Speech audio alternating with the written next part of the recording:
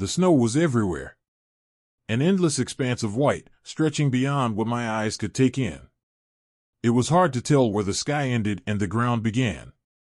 Northern Montana had a way of swallowing a man whole in its winter months, and now I was no exception. I should have known better. At 44, I'd spent enough time out here to understand how the weather could change in the blink of an eye. But I'd been careless. One wrong turn on a trail I thought I knew like the back of my hand, and here I was, alone, freezing, and with no idea how far away safety really was. My hands were trembling now, though not from fear. The cold was sinking in deeper than it had before. At first, there's a sharpness to it, a bite that cuts through your coat, stings your skin. But that was hours ago. Now, the cold was a different kind of beast. Dull, slow, relentless, creeping into my bones. I couldn't even feel my feet anymore. Couldn't feel much of anything, really. Just the heavy weight of exhaustion pressing down on me with every step. I kept moving because stopping felt like giving in. My breath came in short, harsh bursts, clouds of white fogging up in front of me. It wasn't snowing anymore, but the drifts were deep, each step an effort, as though I was wading through an invisible current. My boots, the same ones that had carried me through dozens of hikes like this, now felt useless, waterlogged, and frozen stiff. The silence was thick around me, the kind of silence that makes you feel like you're the only person left in the world. No wind, no birds, not even the distant echo of an animal in the forest. Just me, the snow, and my labored breathing. I'd stopped calling out for help hours ago. There was no one out here to hear me. Even the trees, heavy with snow, seemed like they were holding their breath, waiting for me to collapse. I didn't know how much longer I could keep moving. My vision was starting to blur, and the sharp pain in my chest from the cold air was harder to ignore. I had to stop. I needed to rest. There was no use pretending otherwise. I found a spot between two large pines, their branches creating a sort of hollow, a small shelter from the open snowfield. It wasn't much, but it would do. I collapsed against one of the trees, feeling the rough bark press into my back. I could feel the weight of my body sinking into the snow beneath me, the cold seeping in through my coat and clothes, but I didn't have the energy to care.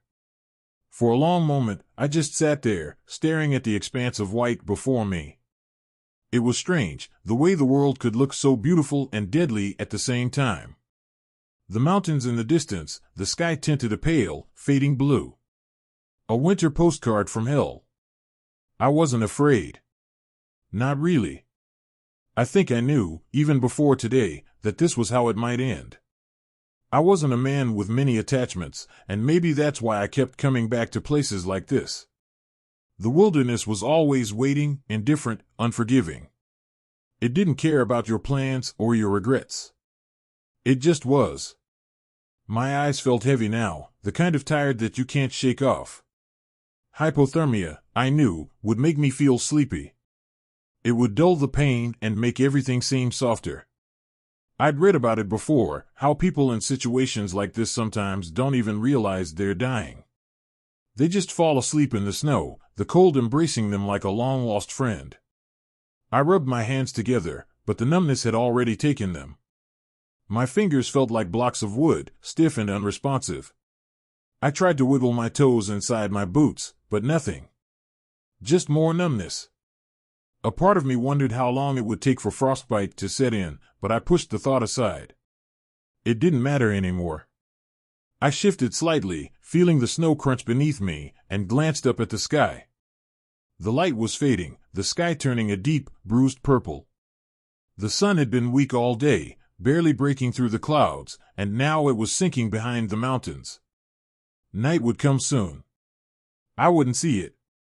I reached into my coat pocket, fumbling with the stiff fabric until I found what I was looking for, an old photograph, worn and creased at the edges. My fingers trembled as I unfolded it. There she was. Marianne. The last person who ever really mattered to me. We hadn't spoken in years, but that didn't stop me from carrying her picture. It was a habit I couldn't break, even though I knew she'd moved on a long time ago. She was probably remarried by now, maybe with kids. A life I could never have given her.